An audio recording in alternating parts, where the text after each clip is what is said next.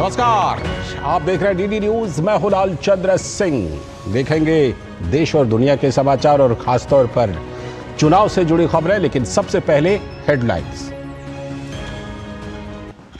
चुनावी माहौल में प्रधानमंत्री नरेंद्र मोदी की डीडी न्यूज के साथ एक्सक्लूसिव बातचीत। कहा, मैं संविधान का पुजारी हूं।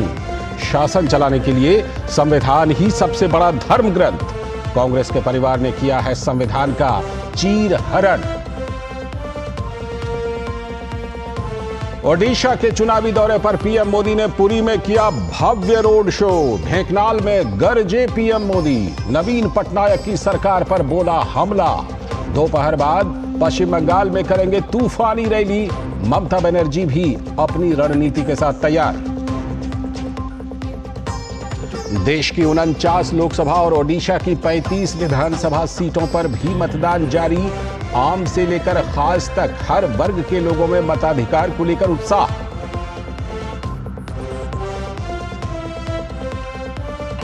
पश्चिम बंगाल के बैरकपुर में बीजेपी प्रत्याशी अर्जुन सिंह और तृणमूल कार्यकर्ताओं की झड़प। लोगों को मतदान करने से रोकने का आरोप। चुनाव आयोग में हुई शिकायत। हेलीकॉप्टर क्रैश में ईरान के राष्ट्रपति इब्राहिम रईसी समेत विदेश मंत्री का निधन। अजरबैजान की पहाड़ियों पर मिला विमान का मलबा। पीएम मोदी ने जताया गहरा दुख। और पूरे उत्तर भारत में प्रचंड गर्मी से हाहाकार। कई जिलों में पारा 45 से 47 डिग्री के पार। अगले कुछ दिनों तक लू के थपेड़ों से नहीं मिलने वाली है निजात।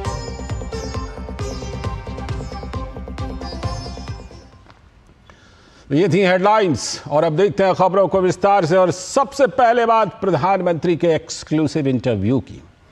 तो प्रधानमंत्री नरेंद्र मोदी ने प्रभु जगन्नाथ की नगरी पुरी में डीडी न्यूज के साथ आज एक्सक्लूसिव बातचीत की। हमारी senior consulting editor Reema Parashar के हर उस सवाल का जवाब दिया जो आज के इस चुनावी माहौल में जरूरी है। तो सबसे पहले पीएम ने डीडी न्यूज के दर्शकों को शुभकामनाएं दी हैं।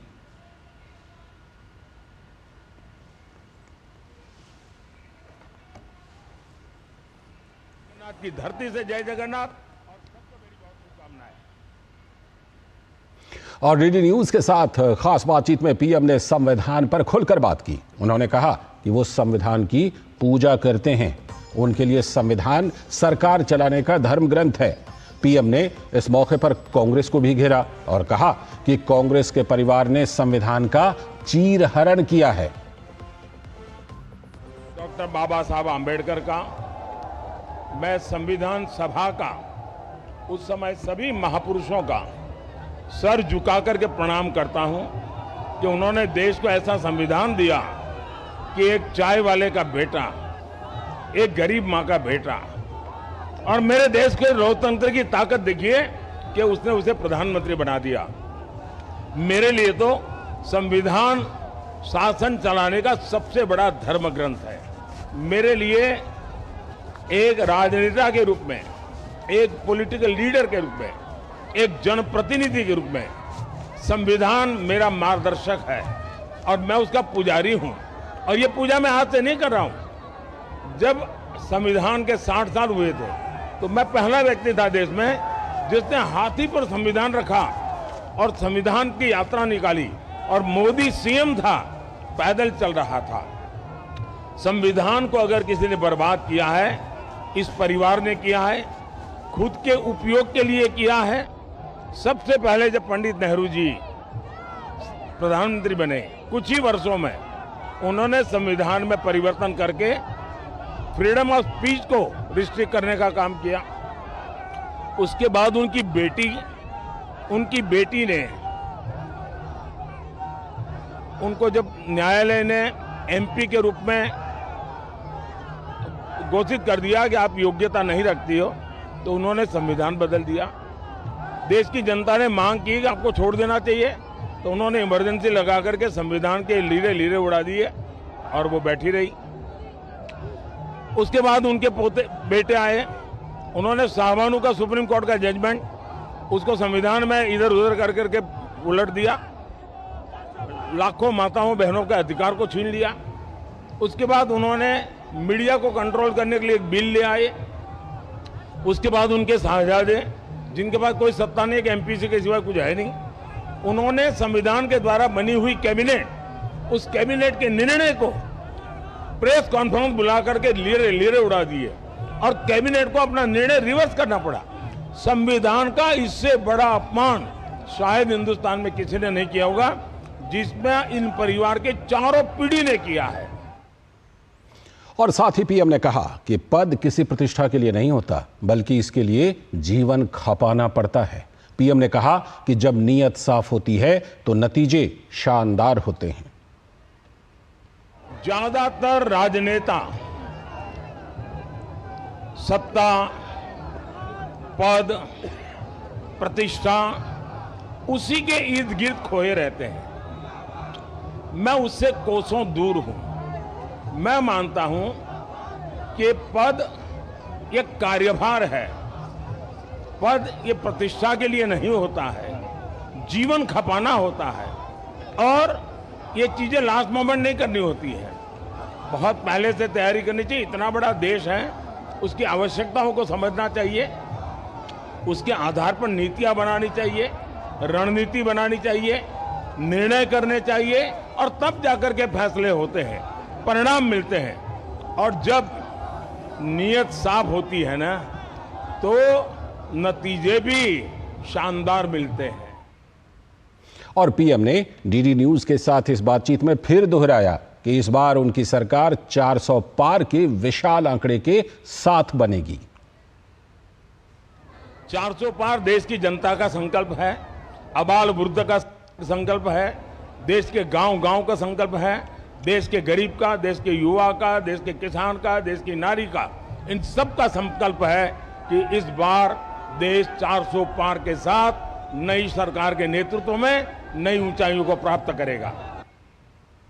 और पीएम ने कहा कि देश की नारी शक्ति में बहुत ताकत है। ये आधी आबादी सिर्फ अवसर की तलाश कर रही है, जो उनकी सरकार उन्हें दे रही है।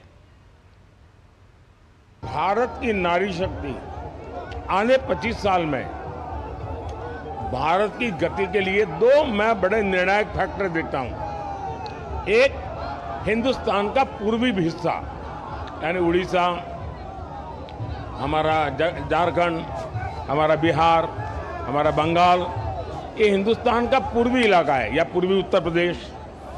ये एक बहुत बड़ा फैक्टर बनेगा जो ग्रोथ इंजन बनेगा। दूसरा, मेरे देश की नारी शक्ति, 50% नारी शक्ति, उनका जिस प्रकार से सामर्थ्य निकल करके आ रहा है। जब मैं कह रहा हूं मैं 3 करोड़ लखपति दीदी बनाऊंगा, तो मुझे लगता है कि मुझे कुछ नहीं करना पड़ेगा, सिर्फ अवसर देने हैं और मेरे गांव की बहनें लखपति दीदी बन के रहेगी, ये मेरा विश्वास है। और प्रधानमंत्री ने दावा किया कि 4 चरण के चुनाव में ये तो तय हो गया है कि विपक्षी गठबंधन का हाल बुरा होने वाला है। पीएम ने डीडी न्यूज से बातचीत में मतदाताओं को बढ़ चढ़कर मतदान करने की अपील भी की।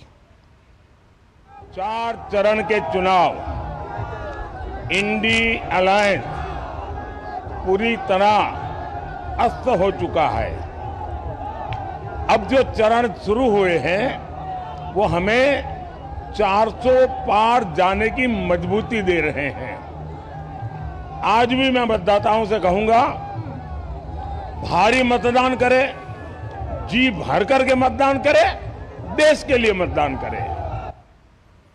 तो पीएम ने डीडी न्यूज के साथ इस एक्सक्लूसिव बातचीत में क्या कुछ खास कहा है, क्या कुछ बड़ी बातें कही हैं, आप देखिए अपने टेलीविजन स्क्रीन पर क्या कुछ कहा उन्होंने। डीडी न्यूज पर प्रधानमंत्री का ये एक्सक्लूसिव इंटरव्यू हुआ है आज, जिसमें प्रधानमंत्री ने कई बड़ी बातों का जिक्र किया है। पुरी में, ओडिशा के पुरी में पीएम मोदी ने डीडी न्यूज से ये खास बातचीत की है। प्रधानमंत्री अभी वहीं के चुनावी दौरे पर हैं।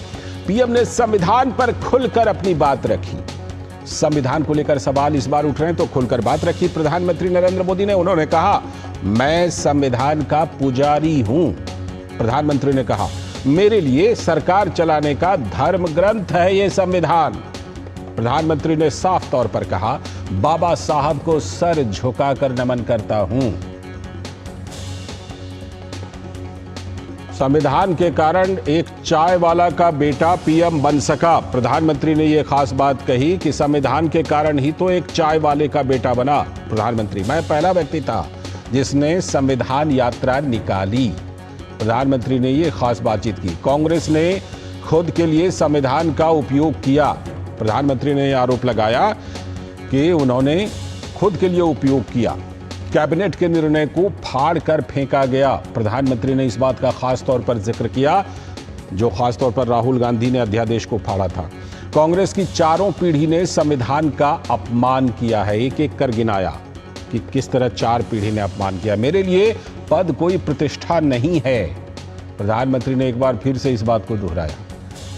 उन्होंने कहा, प्रधानमंत्री ने साफ तौर पर कहा कि नारी शक्ति को हम अवसर देने का काम कर रहे हैं। हमारी सरकार के दौरान ये काम बढ़ चढ़कर हो रहा है।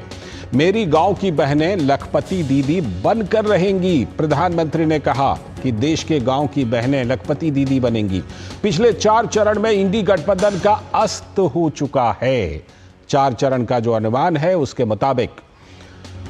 साथ ही प्रधानमंत्री ने कहा, तमाम बड़ी बातें कही हैं प्रधानमंत्री ने। और ये डीडी न्यूज पर प्रधानमंत्री का एक्सक्लूसिव इंटरव्यू है जिसके कुछ हिस्से हमने आपको दिखा दिए हैं। पुरी में पीएम मोदी ने डीडी न्यूज से ये खास बातचीत की।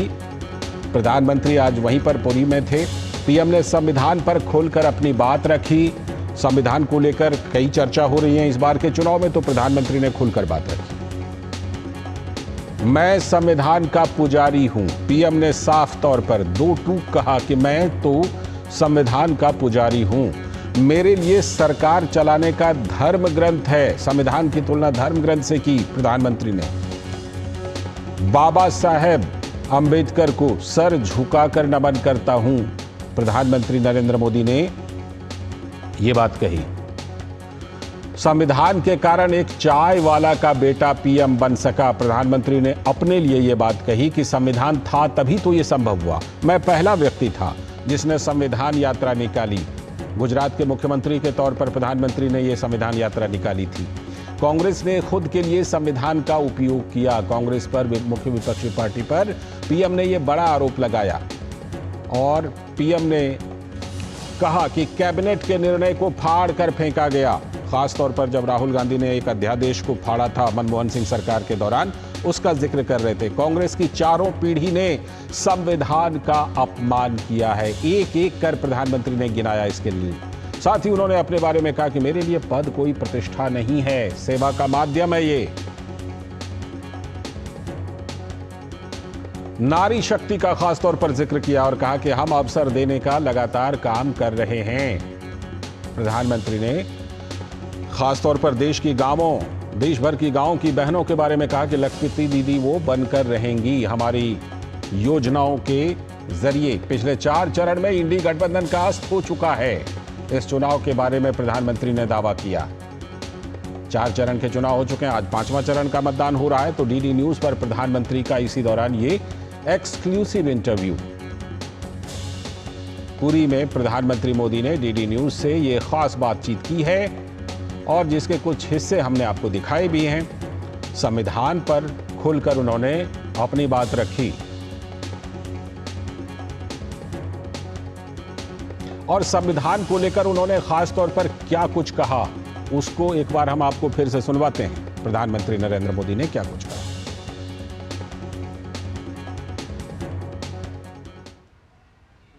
मैं डॉक्टर बाबा साहब आम्बेडकर का, मैं संविधान सभा का, उस समय सभी महापुरुषों का सर झुका करके प्रणाम करता हूं कि उन्होंने देश को ऐसा संविधान दिया कि एक चाय वाले का बेटा, एक गरीब मां का बेटा, और मेरे देश के लोकतंत्र की ताकत देखिए कि उसने उसे प्रधानमंत्री बना दिया।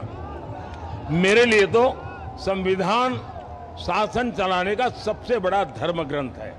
मेरे लिए एक राजनेता के रूप में, एक पॉलिटिकल लीडर के रूप में, एक जनप्रतिनिधि के रूप में संविधान मेरा मार्गदर्शक है और मैं उसका पुजारी हूं। और ये पूजा मैं आज से नहीं कर रहा हूं। जब संविधान के 60 साल हुए थे तो मैं पहला व्यक्ति था देश में जिसने हाथी पर संविधान रखा और संविधान की यात्रा निकाली, और मोदी सीएम था पैदल चल रहा था। संविधान को अगर किसी ने बर्बाद किया है, इस परिवार ने किया है, खुद के उपयोग के लिए किया है। सबसे पहले जब पंडित नेहरू जी प्रधानमंत्री बने, कुछ ही वर्षों में उन्होंने संविधान में परिवर्तन करके फ्रीडम ऑफ स्पीच को रिस्ट्रिक्ट करने का काम किया। उसके बाद उनकी बेटी ने उनको जब न्यायालय ने एमपी के रूप में घोषित कर दिया कि आप योग्यता नहीं रखती हो, तो उन्होंने संविधान बदल दिया। देश की जनता ने मांग की कि आपको छोड़ देना चाहिए, तो उन्होंने इमरजेंसी लगा करके संविधान के लीरे उड़ा दिए और वो बैठी रही। उसके बाद उनके बेटे आए, उन्होंने शाहबानो का सुप्रीम कोर्ट का जजमेंट उसको संविधान में इधर उधर कर करके उलट दिया, लाखों माताओं बहनों के अधिकार को छीन लिया। उसके बाद उन्होंने मीडिया को कंट्रोल करने के लिए एक बिल ले आए। उसके बाद उनके साहबजादे, जिनके पास कोई सत्ता नहीं, एमपी के सिवा कुछ है नहीं, उन्होंने संविधान के द्वारा बनी हुई कैबिनेट, उस कैबिनेट के निर्णय को प्रेस कॉन्फ्रेंस बुला करके लीरे उड़ा दिए और कैबिनेट को अपना निर्णय रिवर्स करना पड़ा। संविधान का इससे बड़ा अपमान शायद हिंदुस्तान में किसी ने नहीं किया होगा, जिसमें इन परिवार के चारों पीढ़ी ने किया है। तो संविधान पर यह विस्तार से प्रधानमंत्री ने बात रखी है और भी कई बड़ी बातें कही हैं, हम आपको आगे चलकर दिखाएंगे। फिलहाल वक्त है एक ब्रेक का। तुम्हें पता है इन्वेस्टर्स के लिए एक इन्वेस्टर प्रोटेक्शन फंड होता है, IPF। लेकिन अगर तुम्हारा ट्रेड एक्सचेंज पर एग्जीक्यूट नहीं हुआ या फिर कोई गारंटीड रिटर्न्स वाली स्कीम है, तो ये IPF आपकी मदद नहीं कर सकता है। और अगर आपका ब्रोकर ही डिफॉल्टर बन जाए तो फिर IPF आपको कॉम्पेंसेशन दिला सकता है। कहाँ से सीखा? NSE की साइट पर। समझकर इन्वेस्ट कर। डिजिटल बैंकिंग का है जमाना, टाइम है बचाना। डिजिटल बैंकिंग है आसान, करो चाहे कोई भुगतान, एनी टाइम एनीवेयर, सेफ है, फास्ट है, हर पेमेंट उंगलियों पे सेट है। लेन देन के हैं ऑप्शंस कई, IMPS, NEFT, UPI भी। 24 घंटे करते ये काम, पेमेंट आसान और रहे आराम। RBI कहता है जानकार बनिए, सतर्क रहिए। Curiosity can take you to some out of the world places. Took me to the moon today. Curious about this place? Scan this QR code before I take it off with my Seat tires.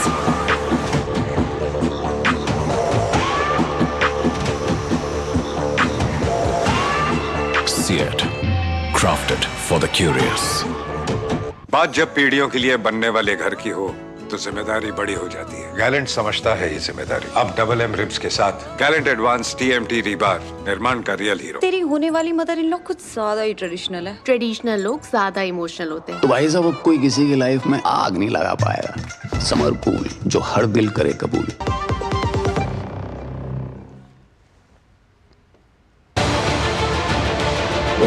उत्तर से दक्षिण तक, पूर्व से पश्चिम तक, देश हो या दुनिया की खबर है तो पड़ताल जरूरी है। देखिए हमारे साथ मेरे पीछे भारत की सबसे एजेंडा भारत का है और किस तरह से एक नई इस वक्त लोगों को अगर स्वरोजगार से आपने तो इसमें सोमवार से शुक्रवार दोपहर 3 बजे सिर्फ DD न्यूज पर।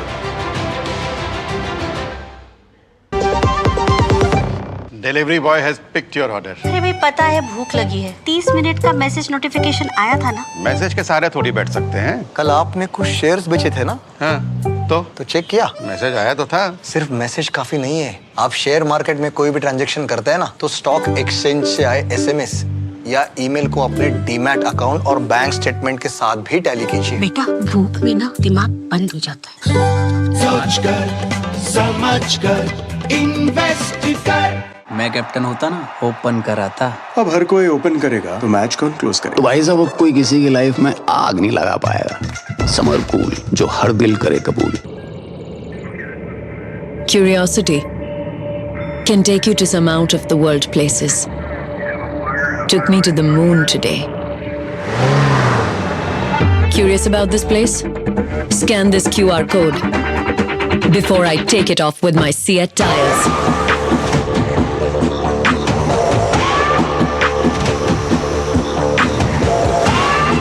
Seat, crafted for the curious.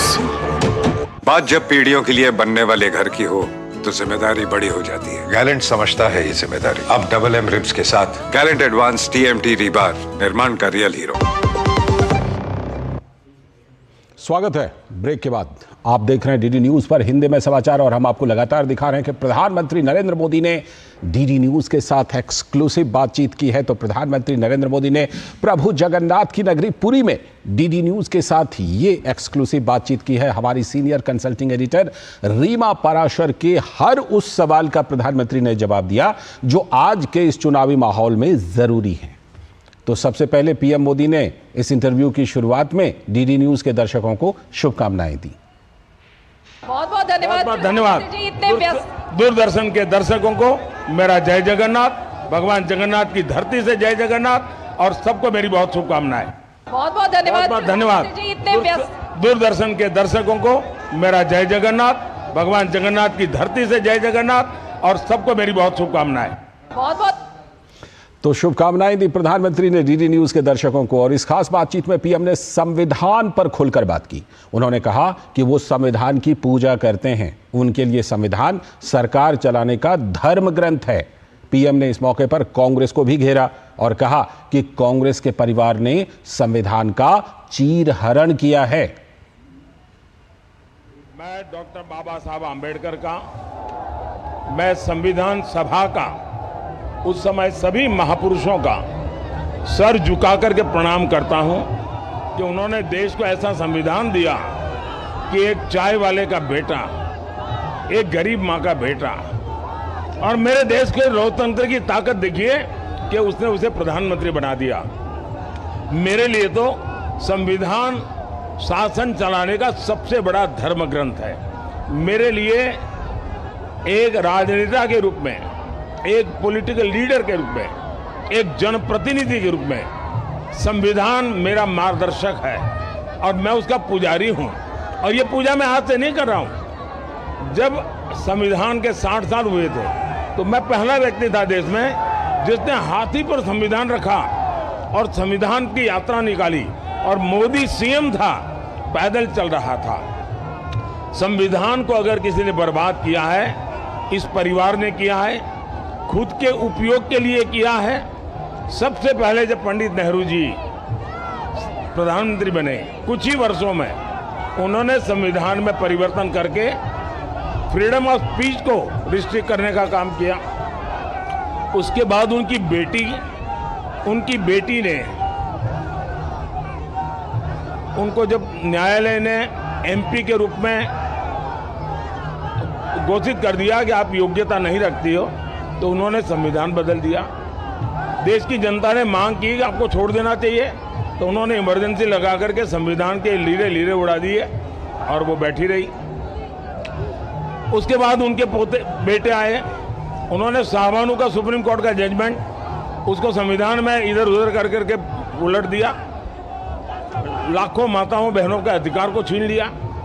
उसके बाद उन्होंने मीडिया को कंट्रोल करने के लिए एक बिल ले आए।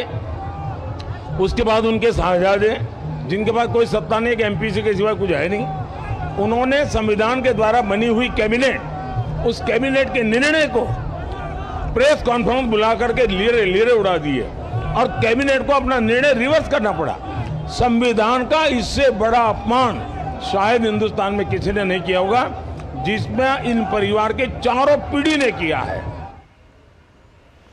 तो ये बेबाक और एक्सक्लूसिव इंटरव्यू जो प्रधानमंत्री नरेंद्र मोदी ने डीडी न्यूज को दिया है, हमारी senior consulting editor Reema Parashar ने ये इंटरव्यू उनसे पुरी में किया है। रीमा हमारे साथ खुद अभी जुड़ रही हैं और इस इंटरव्यू के बारे में और ज्यादा बात करने के लिए देखिए हमारे साथ जुड़ चुके हैं रीमा। बहुत ही बेबाक थे आज प्रधानमंत्री नरेंद्र मोदी जब आप उनसे बातचीत कर रही थी, और खास तौर पर क्योंकि ये जो लोकसभा चुनाव है इसमें संविधान की बात बड़े जोर शोर से उठी थी, तो प्रधानमंत्री ने एकदम बेबाक अंदाज में संविधान पर एकदम जिसको कहते हैं कि व्यापक रूप से जवाब दिया आपके सवालों का।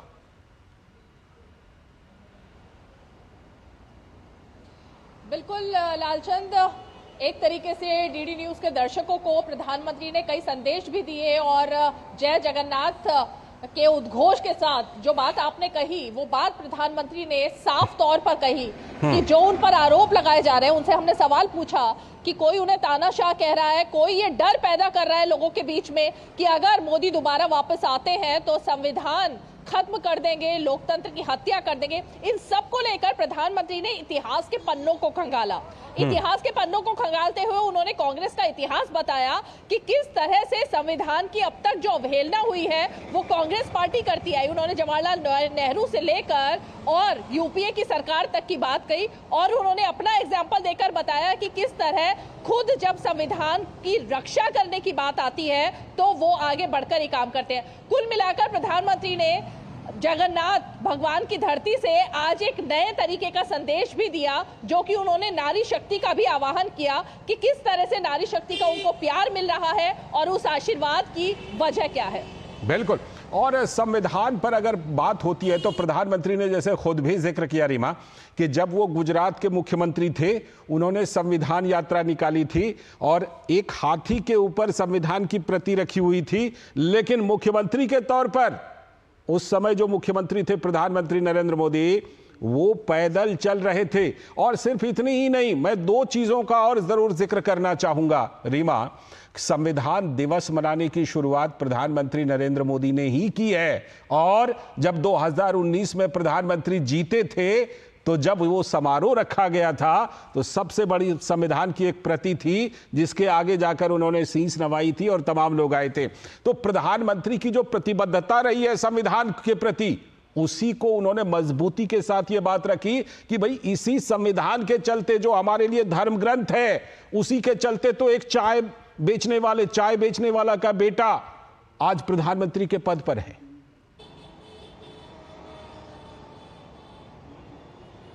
बिल्कुल लालचंद, दिलचस्प बात यह है कि ये जो आपने बात कही, ये सवाल हमने प्रधानमंत्री से पूछा क्योंकि हम 2 दिन से एक नैरेटिव देख रहे हैं जो चलाने की कोशिश है। प्रियंका गांधी वाड्रा ने एक बात कही हाल ही में और उन्होंने कहा कि एक चाय वाले का बेटा इसलिए प्रधानमंत्री पद तक पहुंचा क्योंकि हमने ऐसा लोकतंत्र बनाया। प्रधानमंत्री से आज जब ये सवाल पूछा गया डीडी न्यूज के माध्यम से तो उन्होंने सीधे तौर पर बताया कि कैसे लोकतंत्र की हत्या कांग्रेस पार्टी अब तक करती आई है, जिसकी दुहाई अब कांग्रेस आकर दे रही है। तो कुल मिलाकर ये जो एक नैरेटिव बनाने की कोशिश देश में चल रही है पिछले कुछ दिनों से, उस सभी नैरेटिव का एक एक करके प्रधानमंत्री ने हमारी इस खास बातचीत में आज जवाब दिया। और एक तरीके से जो राजनीति चल रही है, हमने उनसे ये भी जानने की कोशिश की कि 4 चरण खत्म हो चुके हैं और आज 5वें चरण का मतदान हो रहा है, तो ये जो नैरेटिव की लड़ाई है इसको आप कैसे देखते हैं? इस पर भी उन्होंने तमाम तरीके से जवाब देने की कोशिश की। कुल मिलाकर ये जो आप संविधान की बात कर रहे हैं, इसके अलावा लोकतंत्र, ये एक बड़ा मुद्दा था जो हमारी इस खास बातचीत में निकलकर सामने आया। लालचंद, आपने जो अभी जिक्र किया मैं उस पर आता हूं कि 4 चरणों के जो चुनाव हुए उसको लेकर मैं देख रहा हूं कि प्रधानमंत्री नरेंद्र मोदी के साथ आपकी जो बातचीत हुई है, प्रधानमंत्री एकदम बिल्कुल कूल लग रहे हैं और उन्होंने कहा भी कि 4 चरण में विपक्ष बिल्कुल जो है वो पस्त हो चुका है। तो प्रधानमंत्री के अंदर वो आत्मविश्वास हमें दिखाई पड़ रहा है। आपने तो बिल्कुल करीब से उनका एक्सक्लूसिव इंटरव्यू किया है, आपने भी वो आत्मविश्वास उनके अंदर देखा?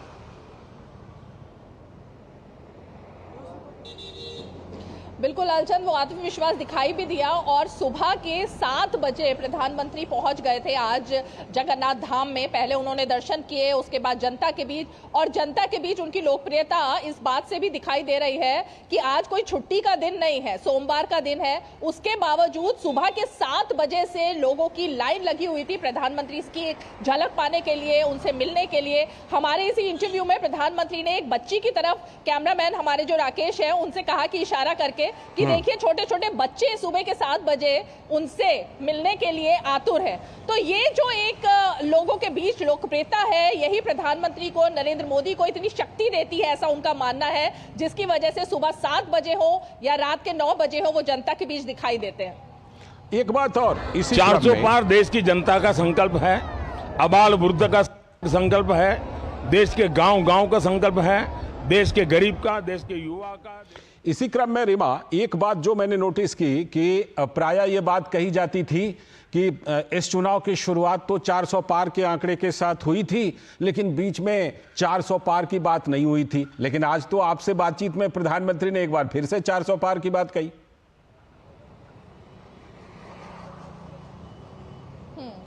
वो आपने जो आश्वस्त होने की बात कही है ना लालचंद, ये एक तरीके से उसी की मिसाल है जो प्रधानमंत्री ने, जब हमने उनसे सिर्फ ये पूछा तो अब की बार 400 पार, इसके जवाब में उन्होंने सीधा बता दिया कि जहां जहां वो घूम रहे हैं, जिन जिन जनता के बीच वो जा रहे हैं और जहां पर उनका संगठन और सरकार के साथ इतने सालों का जो रिश्ता रहा है, वो नब्ज भांप लेते हैं कि जनता क्या चाह रही है और किस तरफ हवा का रुख है। और ऐसा ही उनका मानना है कि हवा का रुख उन्होंने भांप लिया है। 400 पार वो सिर्फ नारा नहीं है बल्कि हकीकत है। एक तरीके से आज उन्होंने अपना, जो हमने उनसे पूछा कि 3.0 जिसको लेकर अब चर्चा हो रही है प्रधानमंत्री नरेंद्र मोदी के बारे में, उसका रोड मैप क्या होगा, उसमें भी उन्होंने बताया कि जिन 4 जातियों की वो बात करते हैं, गरीब, किसान, महिला और युवा, इन चारों के लिए वो बहुत कुछ अपने पिटारे में रखे हुए हैं, जो 4 जून के बाद दिखाई देगा। तो उनके अंदर कॉन्फिडेंस पूरा दिखाई दे रहा है और ये कॉन्फिडेंस शायद जनता की तरफ से ही आ रहा है।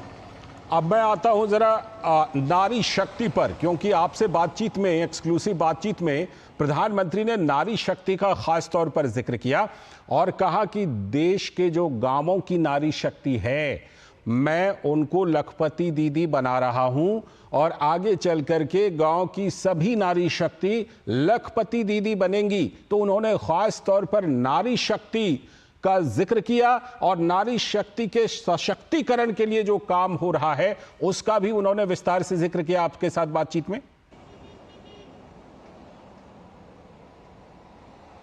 बिल्कुल विस्तार से जिक्र किया और हमने एक उनको उदाहरण देकर के ही सवाल पूछा था कि जब हम वाराणसी में, जो कि पीएम की कंस्टिट्यूएंसी है, जहां से तीसरी बार प्रधानमंत्री नरेंद्र मोदी उम्मीदवारी जता रहे हैं अपनी, वहां पर हमने देखा कि महिलाएं किस तरह से उनकी एक तरीके से पूजा करती हैं। इस सवाल पर प्रधानमंत्री ने कहा कि ये भावुक करने वाली बात होती है, जिस तरह का विश्वास नारी शक्ति ने उन पर जताया है। छोटे छोटे बच्चे हो या युवा, कोई भी किसी की भी बात कर ले, उन सब का प्रधानमंत्री पर इतना भरोसा है। प्रधानमंत्री ने कहा कि ये एक ऐसी बात है जो उन्हें भावुक करती है। हमारे इंटरव्यू में प्रधानमंत्री कुछ हद तक भावुक भी हुए। उन्होंने कहा कि एक बड़ा भार है इस सब चुनौती को पार कर पाना और उनकी आकांक्षाएं जो हैं प्रधानमंत्री को लेकर, उनकी जो उम्मीदें हैं, उन सब पर खरा उतर पाना। इसी का जिक्र करते हुए उन्होंने नारी शक्ति के लिए आने वाले दिनों में और क्या क्या करने वाले हैं वो उनके सशक्तिकरण के लिए, उस सब का भी जिक्र किया। बिल्कुल। और नारी शक्ति जिस तरह से कि आधी आबादी है रीमा, आधी आबादी को और विकसित करना, इसका जिक्र किया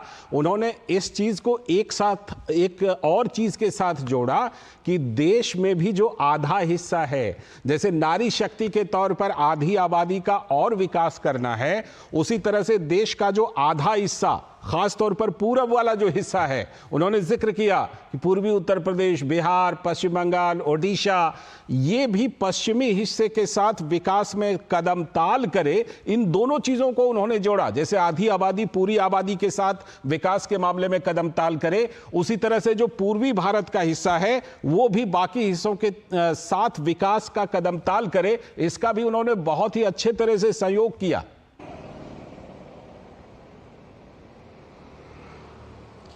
बिल्कुल, इस बात का भी उन्होंने जिक्र किया। और लालचंद, लगातार आप भी डिबेट कर रहे हैं और इस बात को एनालिसिस कर रहे हैं कि वोटिंग परसेंटेज जिस तरह से रह रहा है, पहले चरण के बाद ये बात कही जाने लगी थी कि विपक्ष की तरफ से खास करके कि वोटिंग प्रतिशत कम है और इसका फायदा उनको मिलेगा, बीजेपी के लिए लॉस होने वाला है। लेकिन आज प्रधानमंत्री से बात करने के बाद उन्होंने पूरी तरीके से जिस कॉन्फिडेंस के साथ बात की और जिस तरह से आंकड़ों के साथ बात की, उससे ये कहा जा सकता है कि जो एक नैरेटिव विपक्ष की तरफ से वोटिंग परसेंटेज को बनाने की कोशिश हो रही है, ऐसा लग रहा है कि प्रधानमंत्री उसको लेकर बिल्कुल निश्चिंत है कि ये जो जनता आ रही है, जिस तरह का परसेंटेज है, जिस तरह से वोटर्स की संख्या बढ़ी है, वो सब कहीं ना कहीं बीजेपी को ही फायदा पहुंचाने वाला है। और इसीलिए जब हमने 400 पार की बात कही तो उस पर उन्होंने पूरी तरह से कहा कि हाँ, इस बार 400 पार है। और ये वो नहीं कह रहे, बल्कि ये पूरा एनालिसिस कह रहा है जो वो जनता के बीच जाकर महसूस कर रहे हैं। बिल्कुल। और जो जहां तक पूर्वी हिस्से के विकास का सवाल है, हम जानते हैं रीमा कि प्रधानमंत्री किस तरह से उसको लेकर के उस पर जोर प्रधानमंत्री का रहता है। एक बार फिर से एक सवाल मैं संविधान से जुड़ा हुआ लेना चाहूंगा। प्रधानमंत्री ने अपनी प्रतिबद्धता तो दोहराई ही, अपनी प्रतिबद्धता तो जोरदार से रखी ही, कांग्रेस पर जमकर हमला बोला, खासतौर पर यह कि 4 पीढ़ी से कांग्रेस जो है वो संविधान का अपमान कर रही है।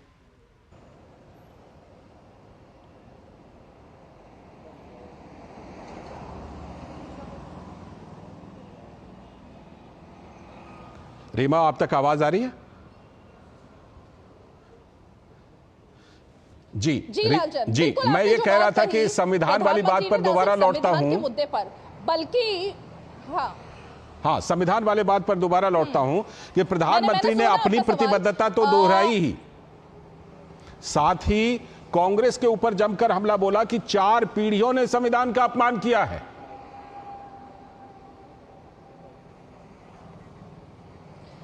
बिल्कुल लालचंद, संविधान का भी उन्होंने जिक्र किया, 4 पीढ़ियों की भी उन्होंने कांग्रेस की बात की, लेकिन एक बात जो गौर करने वाली थी, जिसकी याद प्रधानमंत्री ने आज हमारे इस खास बातचीत में दिलवाई, वो था जो प्रधानमंत्री पर कांग्रेस के नेताओं की तरफ से तानाशाह होने का आरोप लग रहा है। एक नैरेटिव ये भी बनाने की कोशिश है, उसका सीधा जवाब प्रधानमंत्री ने दिया। उन्होंने याद दिलाया सीताराम केसरी की, जिनको धक्के देकर कांग्रेस पार्टी ने बाहर निकाला, जो उनके अध्यक्ष रह चुके थे। ऐसी तमाम बातें थी जो कि इतिहास के पन्नों में दर्ज है। कांग्रेस पार्टी का वो इतिहास जिस पर कांग्रेस शायद अब चर्चा नहीं करना चाहती है। जब लोकतंत्र की बात की जाती है या फिर कि जिस तरह के जुमले दिए जाते हैं कांग्रेस की तरफ से, उनकी बात होती है, वो भी आज प्रधानमंत्री ने इतिहास याद दिलाया कि कांग्रेस ये ना भूले कि लोकतंत्र की हत्या सबसे ज्यादा किसने की, कब की, कहां की और कितनी पीढ़ियों से वो करती आ रही है। तो ये जो एक बात थी, मुझे लगता है अभी तक प्रधानमंत्री ने कभी ये बात नहीं बोली है, लेकिन आज हमारी इस खास बातचीत में प्रधानमंत्री ने उन सब इतिहास के पन्नों को भी खंगाल दिया, जिस पर अब लगता है कि कांग्रेस पार्टी को शायद जवाब देना पड़ेगा। बिल्कुल, प्रधानमंत्री ने बहुत ही बेबाक इंटरव्यू, ये एक्सक्लूसिव इंटरव्यू आपको दिया है, डीडी न्यूज को दिया है। बहुत बहुत शुक्रिया इस इंटरव्यू के बारे में विस्तार से बताने के लिए रीमा, और जोड़ने के लिए बहुत बहुत शुक्रिया आपका। तो हमारी सहयोगी रीमा पराशर हमारे साथ जुड़ी थी, जिन्होंने कि आज प्रधानमंत्री का ये एक्सक्लूसिव इंटरव्यू लिया है, उसके कुछ बड़ी बातों पर हम चर्चा उनके साथ कर रहे थे। और इस चुनावी माहौल में प्रधानमंत्री आज ओडिशा में हैं। आज सुबह उन्होंने पुरी में भगवान जगन्नाथ का दर्शन पूजन किया। इसके बाद प्रधानमंत्री नरेंद्र मोदी जब मंदिर से बाहर निकले तो उनके स्वागत के लिए लोगों का हुजूम मौजूद था। यहां पीएम ने उनका अभिवादन स्वीकार किया।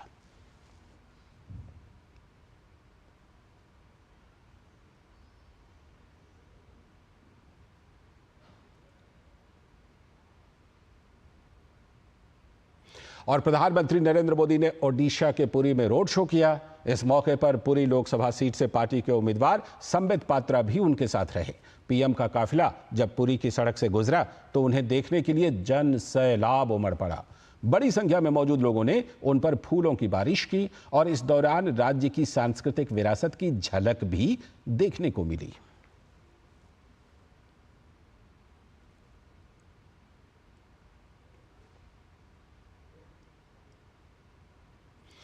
और अब बात आज हो रहे मतदान की। जी हां, आज लोकतंत्र का महापर्व है।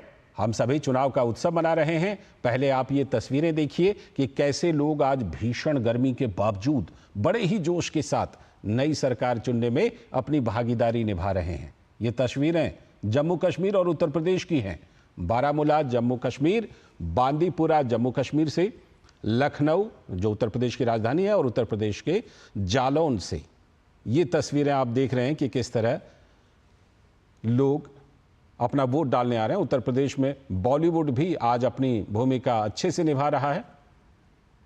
सुबह ही कई सितारों ने अपने वोट का इस्तेमाल कर लिया और आगे भी कई कलाकार अपनी बारी का इंतजार कर रहे हैं। मुंबई की ये तस्वीरें देखिए किस तरह से, ये 4 तस्वीरें जिसमें कि सेलिब्रिटीज, बॉलीवुड के कलाकार मतदान को लेकर उत्साहित हैं।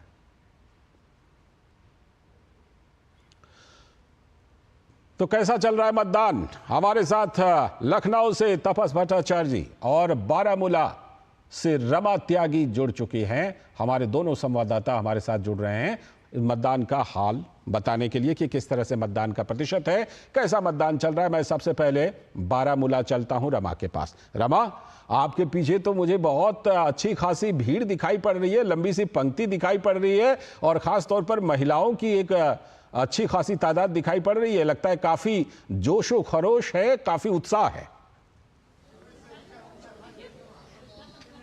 बिल्कुल काफी उत्साह है और 3 दशक के बाद तकरीबन जो है इस तरह की भीड़ पोलिंग बूथ के सामने यहाँ पर दिखाई दी है।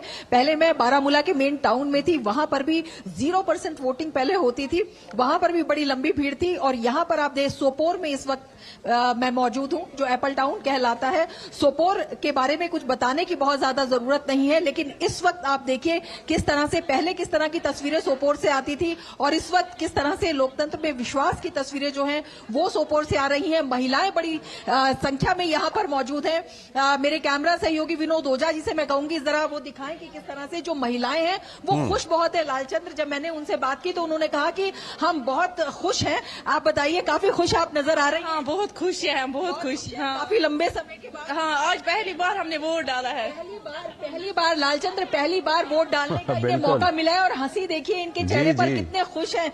वोट ये कह रही हैं कि ये जो इनकी इच्छाएं हैं, क्या कुछ करना चाहती हैं वोट डाल के? क्या आपको लगता है किस तरह की इच्छाएं आपकी पूरी होंगी? हाँ, इंशाअल्लाह ताला बहुत उम्मीदें हैं। जिनको हम वोट डालेंगे उनसे हमें बहुत उम्मीदें हैं। देखिए, ये उम्मीदों की लाइन है, ये उम्मीदों की मुस्कुराहट है। जब महिलाएं घर से बाहर आकर कहती हैं, सोपोर की महिलाएं, कि हमें जो लोकतंत्र है उसमें आस्था है, उसमें विश्वास है, तो यहाँ पर जो माहौल है उसका अपने आप ही पता लग जाता है लालचंद्र। और ये लाइनें सभी जगह लगी हुई हैं। यहाँ पर चुनावी मुकाबले की अगर बात करें तो चुनावी मुकाबला भी बड़ा दिलचस्प है, लेकिन उस दिलचस्प मुकाबले से ज्यादा रोचक ये तस्वीर हो जाती है जब ये सोपोर जैसे इलाकों से आती हैं, जब ऐसे इलाकों से आती हैं जिन्हें पहले बहुत सेंसिटिव कहा जाता था, जहां पर लोग बाहर निकलने से डरते थे, कैंडिडेट्स नहीं निकलते थे। वहां पर इतनी बड़ी संख्या में सुबह से लोग आ रहे हैं, महिलाएं आ रही हैं, युवा आ रहे हैं। तो लोकतंत्र में एक जो ये विश्वास है लोकतांत्रिक प्रणाली में, ये अपने आप में बहुत ही सुगत है, बहुत ही ऐतिहासिक इसे कहा जाएगा लालचंद्र। बिल्कुल, ये जो जमहूरियत है ना, ये उम्मीद का ही तो नाम है, उम्मीद का ही नाम है जमहूरियत, जिसको वहां पर जोशो खरोश के साथ इस्तेमाल कर रहे हैं वहां के शहरी। अब मैं चलता हूं तपस भट्टाचार्य जी के पास जो कि लखनऊ में मौजूद है, उत्तर प्रदेश में। तपस, लखनऊ में तपिश है, तपिश मौसम की भी है, तपिश सियासत की भी है, राजनीति की भी है तपस। तो ये बताइए कैसा मतदान चल रहा है, क्योंकि आपके पीछे भी जब मैं देख पा रहा हूं तो अभी भी पंक्ति तो दिखाई पड़ रही है, जबकि अब देखिए करीब करीब दोपहर होने वाला है। बिल्कुल दोपहर होने वाला, गर्मी बहुत ज़्यादा है यहाँ पे। 2 दिनों से जो पारा है वो 44 डिग्री के आसपास चल रहा है और इसके बावजूद सुबह हम लोग यहाँ पे करीब 6:15 बजे तक पहुँच चुके थे और हमने देखा 6:30 बजे बहुत सारे जो खासतौर से जो बड़े बुजुर्ग हैं वो पहले पहुँचे। हमने जब उनसे बात किया तो उन्होंने कहा कि देखिए दोपहर तक आना मुश्किल होता है, दिन में आना थोड़ा मुश्किल होता है क्योंकि गर्मी ज़्यादा रहती है, लेकिन सुबह सुबह जब इतनी धूप नहीं आती तो आना ईजी है।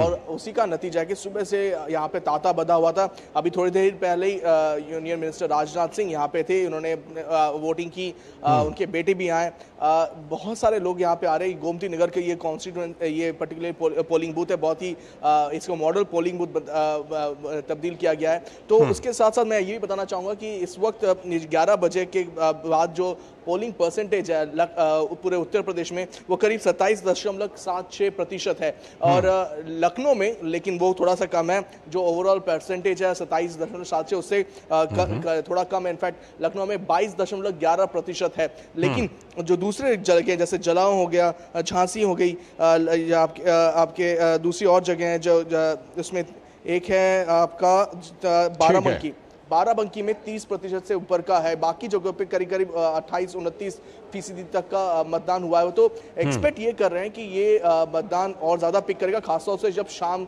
का समय देखने को मिलेगा। एक और जो अहम बात है कि ये 14 पार्लियामेंट्री कॉन्स्टिट्यूएंसी में ये चुनाव हो रहे हैं और ये बहुत ही अहम है क्योंकि 5वां, 6ठा, 7वां ये तीनों जो फेजेस हैं यहाँ पे यूपी में, यहाँ पे करीब करीब 41 टोटल लोकसभा के चुनाव होने वाले हैं। और अगर हम 14 जो अभी होने वाले इस फेज में, तो पिछली बार बीजेपी ने करीब करीब 13 में उसमें जीत हासिल की दर्ज की तो थी। इस वक्त देखना दिलचस्प होगा कि क्या ये बीजेपी क्या अपना जो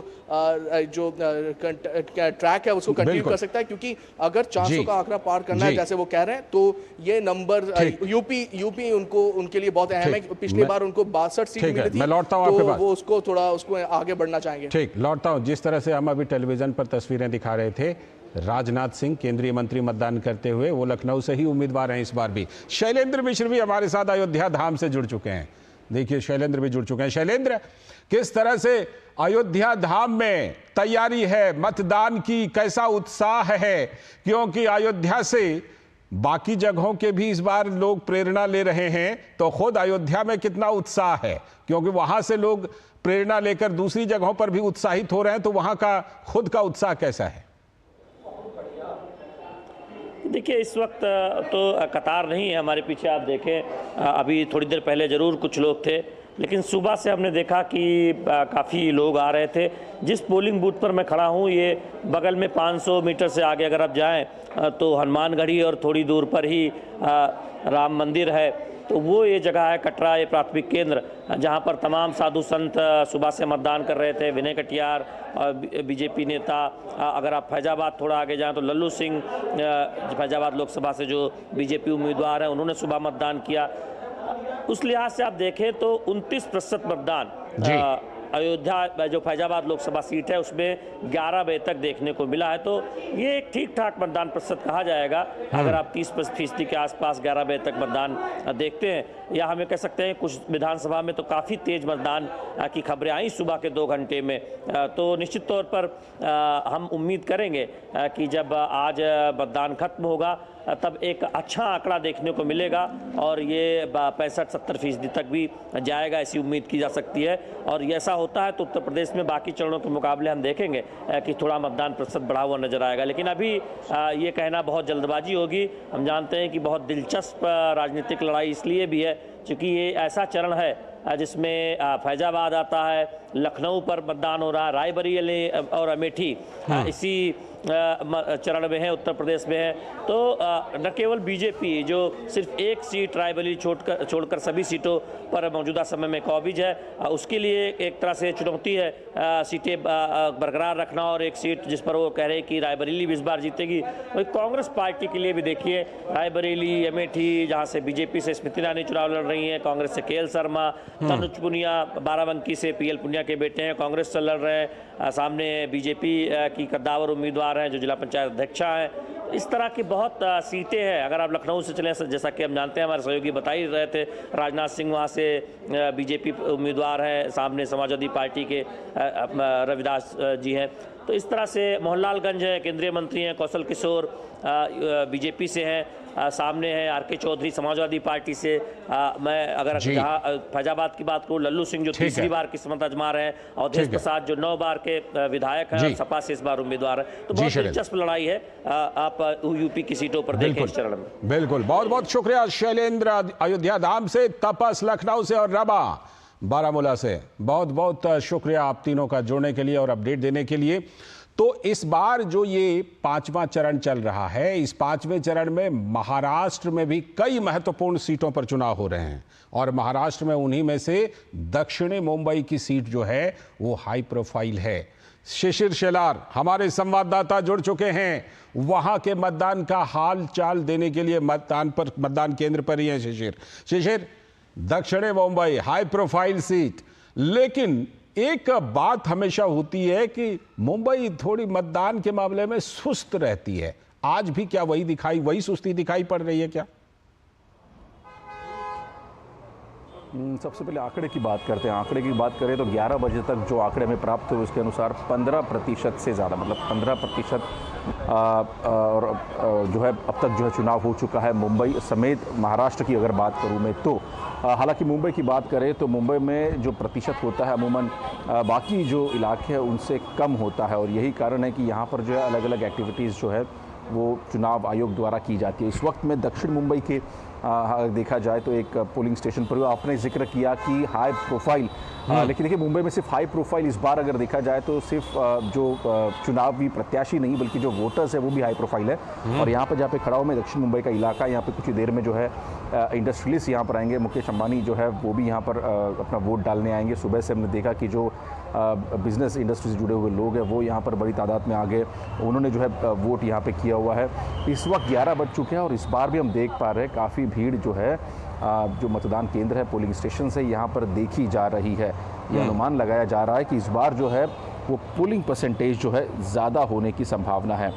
हालांकि इसके पीछे कारण जिस प्रकार से अगर देखा जाए तो इलेक्शन कमीशन द्वारा जो प्रयोग उनके द्वारा किए गए हैं, अलग अलग लोगों पे जागरूकता लाने के प्रयास जो यहाँ पे किए गए हैं, उसकी वजह से हमने देखा कि शायद इस बार जो है मुंबई में ये संभावना है कि वोटिंग बढ़ सकते हैं। लेकिन पिछले 4 अगर इसका रिकॉर्ड अगर हम देख पाए, जो 4 फेजेज़ में मतदान हो चुके हैं उसकी अगर हम बात करें तो उसमें वोटिंग परसेंटेज जो नेशनल एवरेज उससे काफ़ी कम रहा है, बाकी राज्यों से भी कम रहा है। लेकिन क्या इस बार मुंबई के मतदाता बड़ी तादाद में आकर वोट करते हैं या नहीं, ये देखना होगा। लेकिन जहाँ तक बात करें इस वक्त जो पिक्चर जो तस्वीर आपके सामने आप देख पा रहे हैं कि चाहे फिर वो बुजुर्ग बड़ी तादाद में हम यहाँ पर देख पा रहे हैं जिनको चलने की दिक्कत है, उनके लिए खास यहाँ पे व्यवस्था की गई है। जो व्हील चेयर्स है वो यहाँ पर लगाए गए हैं, साथ ही साथ पीने की व्यवस्था की गई। चूँकि गर्मी का मौसम है, ऐसे में मुंबई की खास तौर पर बात करूँ तो ह्यूमिडिटी कंडीशन बहुत ज़्यादा है, बहुत ज़्यादा धूप है। ऐसे में दोपहर के बाद जो है मतदान का प्रतिशत कम हो सकता है, और इसी के मद्देनज़र सभी लोग जो है हम देख पा रहे हैं कि सुबह के वक्त ज़्यादा लोग यहाँ पर इस वक्त आ रहे हैं। मुंबई में अमूमन देखा जाए तो दिन भर जो है वोटिंग का एक पैटर्न होता है, कोई स्पेसिफिक ऐसा एक वक्त नहीं होता। लेकिन इस बार हम ये देख पा रहे हैं कि खास तौर पर जो पोलिंग स्टेशन है, सुबह से 7 बजे से हमने लोगों की कतारें पोलिंग स्टेशन पर देखी।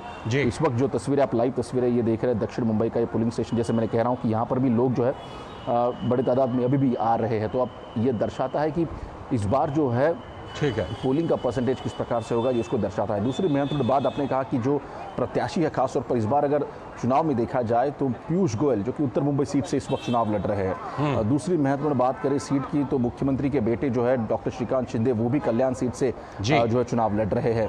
वही हम बात करें भारती पवार दिंडोरी, मतलब उत्तर महाराष्ट्र के नासिक से सटा हुआ इलाका एक सीट है, वहाँ पर भारती पवार जो है वो चुनावी रण में है। तो ऐसे में बड़े जो नाम है इस वक्त मुंबई में, खासतौर पर जो 5वें चरण में, क्योंकि महाराष्ट्र का आखिरी चरण है 5वां चरण, और ऐसे में हम बात करें तो ये सभी सीटें जो है 13 सीटें काफ़ी महत्वपूर्ण होगी खास तौर पर मुंबई के लिए, क्योंकि मुंबई में जिस प्रकार से लड़ाई हमने देखी है, खास तौर पर जब शिवसेना के 2 फाड़ हो चुके हैं, तो ऐसे में ये लड़ाई उद्धव ठाकरे बनाम एकनाथ शिंदे और बीजेपी ऐसी बन चुकी यहाँ पे दिखाई दे रही है। क्योंकि ज़्यादा से ज़्यादा सीटें अगर बात करें इंडिया अलायंस में तो मुंबई की वो एक उद्धव ठाकरे गुट के पास है। तो ऐसे में ये सीधी लड़त हम देख पा रहे हैं कि उद्धव ठाकरे बनाम जो है एकनाथ शिंदे और साथ ही साथ बीजेपी में है। तो ऐसे में मुंबई की इन 6 सीटों पर क्या किस प्रकार से कौन चुनाव जीतेगा, हालांकि इसका इस वक्त फैसला जो मतदाता कर रहे हैं। वाती हम बात करें थाने और नासिक जो है क्षेत्र है उनकी, तो वहाँ पर भी अगर देखा जाए तो कांटे की टक्कर दिखाई दे रही है। ठीक है, खासतौर पर नासिक की अगर बात करें तो नासिक में हमने देखा कि जिस प्रकार से वहाँ पर भी शिंदे बनाम अगर बात करें तो ठाकरे की लड़ाई नासिक में दिखाई दी जा रही है। जी बहुत बहुत शुक्रिया शेषर जुड़ने के लिए। आगे भी हम आपसे जरूर अपडेट लेते रहेंगे, जानकारी लेते रहेंगे। फिलहाल आपका बहुत बहुत शुक्रिया।